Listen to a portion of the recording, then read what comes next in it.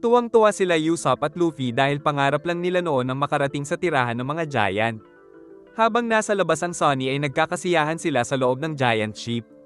Nagpasalamat sila Kashi at Oimo sa bida dahil natulungan sila nitong mahanap ang kanilang mga captain. Pagdating daw nila Oimo sa Little Garden ay nagsusuntukan na lang ang dalawang captain dahil nasira na ang sandata nila na ginamit sa loob ng isang siglo. Natuwa si Usopp na magkwentuhan ng mga giant tungkol sa duelo ng dalawang captain. Pero huminto daw muna sa laban ng dalawa dahil kukuha muna sila ng sandata sa Elbaf.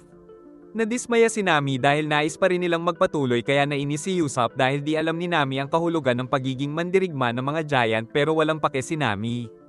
Food trip si Frankie at si Sanji ay nais makakita ng mga chicks na giant. Napakatapang din ng alak kaya nalasing kaagad si Chopper. Saka pinag-utos ng captain na kumanta kaya nagsimula si Brook sa kanilang masayang party. Isang buwan nang lumipas ay tinalo ni Bartolomeo ang mga bandido sa Gartel Island. Saka pinilit niya pa ang mga tao na bumili ng Straw Hat merch. Pero natawa ang mga tao dahil teritoryo pala ito ni Red Hair Shanks. Sinunog naman ito ni Bartolomeo para ipahiwatig na si Luffy ang number 1. Pero sa kasalukuyan ay hinuli siya ng Red Hair Pirates dahil sa ginawang pagsunog sa kanilang Jolly Roger. At upang mapatawad nila ito ay kailangan niyang painumin si Luffy ng matinding lason pero siya na mismo ang uminom upang di mapahamak ang kanyang boss. Inakala nitong tigok na siya pero di naman namatay at pinatakas pa sila. Natuwa si Shanks dahil may mga loyal na tagasunod si Luffy pero di nila ito pwedeng palagpasin kaya binaril ni Yasop ang kanilang barko na sumabog.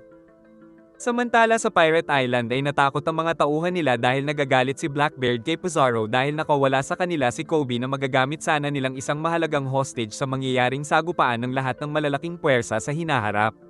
Sa labas ay tinutulungan sila ni San Juan Wolf na maglipat ng gusali pero nasira nito ang isa pa. Galit na galit si Teach nang malaman na nakatakas din si Gecko Moria. Samantala nagkakagulo na sa labas dahil excited na ang mga tauhan na makuha nila ang One Piece kaya naging good mood si Teach. Giit ni Aokiji na nahuli naman nila si Garp na siguradong mas mahalaga pa kaysa kay Kobe. Tapos maging si Pudding ay nakidnap nila.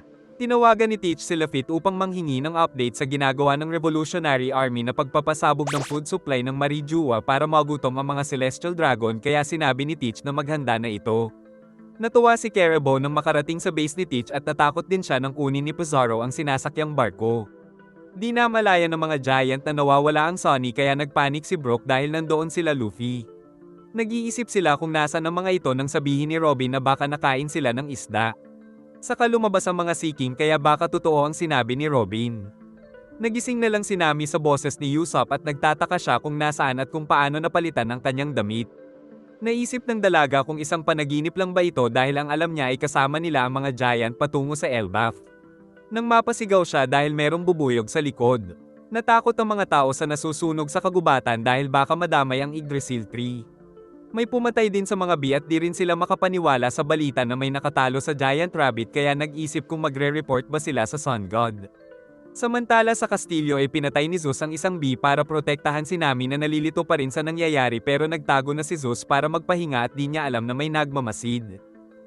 Narinig niya ang boses ni Usopp pero nadapa siya dahil sa sahig saka lumapit ang giant hedgehog na ikinatakot niya. Kaya nagalit ito sa kanya at hinabol siya ngunit napansin niyang mabagal dahil maiksi ang mga paa kaya lalong nagalit.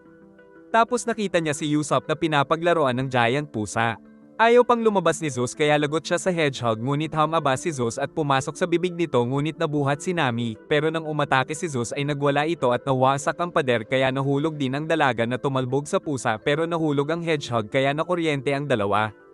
Dahil dito ay hinabol at inatake sila ng giant pusa at naalala ni Usopp kanina na nakita niya si Nami pero nagkahiwalay sila dahil sa pusa. Nakarating sila sa dead end pero naisip ni Usopp na isa lang itong panaginip kaya hinarap niya ito ngunit labis siyang nasaktan at nawaasak ang kinaroroonan kaya nahulog sila. Inakala ni Nami na naging kalansay si Usopp. Sa kapilit niya itong ginigising dahil nandyan na ang giant Neko at ginawa ni Nami na shield si Usopp. Ngunit sa tamang pagkakataon ay dumating ang monster trio ng Straw Hat Pirates kaya naman sunod-sunod nilang inatake ang kawawang giant pusa. Nawala ng malay kaya nagbalik sa normal na anyo. Nang hinayang ang bida kaya di niya daw ito kakainin. Tuwang-tuwa si Sanji at napaiyak na lang si Nami. Di makapaniwala si Usopp dahil ginawa siyang shield. Samantala narinig nila ang malakas na sigaw. Napag-alaman na si Zoro pala ang pumatay sa mga bee at si Luffy ang nagluto sa Giant Rabbit. Bumigay ang platform kaya nahulog sila pero nagpalobo ang captain para iligtas ang crew saka winasak ni Zoro ang mga debris. Si Sanji naman ay tumalon kasama si Nami. Nakita nila ang paligid na parang nasa Roblox at nagtaka din sila kung paano napalitan ng mga suot.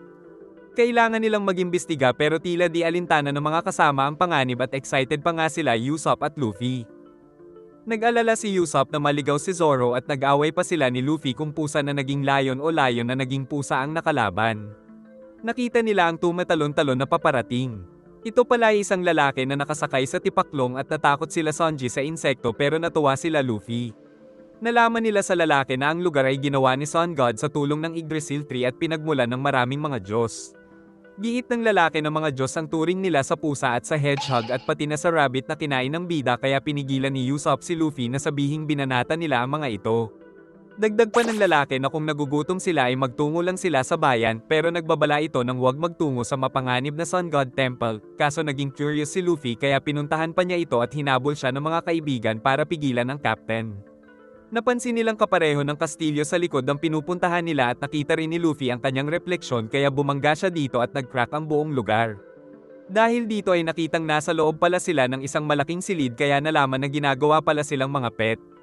Nagising si Luffy nang marinig si Chopper at hiniwa naman ni Zoro ang bakal na cage saka sila lumabas at nakita nila si Chopper na nakakadene kaya tinulungan siya ni Nami pero nais pala nitong maningil.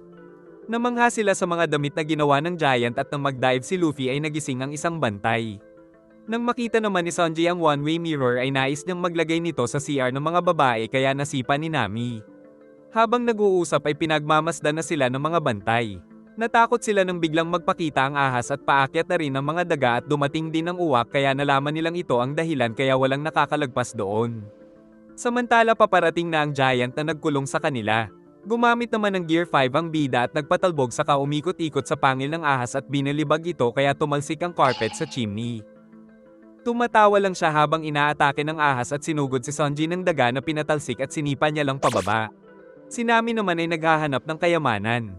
At si Zoro ay sumugod sa giant uwak at tumama sila sa nawasak na mesa ngunit dumating na ang giant kaya nasaksihan nito kung paano pinalipad ni Sanji ang mga daga at hiniwa ni Zoro ang alaga niyang uwak saka pinatumba din ng bida ang ahas.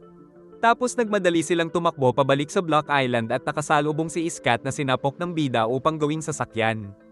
Nakuha pala ni Nami ang mapa ng Block Island pero hinahabol na sila ng Sun God pero alam na nila kung paano makakatakas samantala na bigla din ang mga tao sa nangyayari.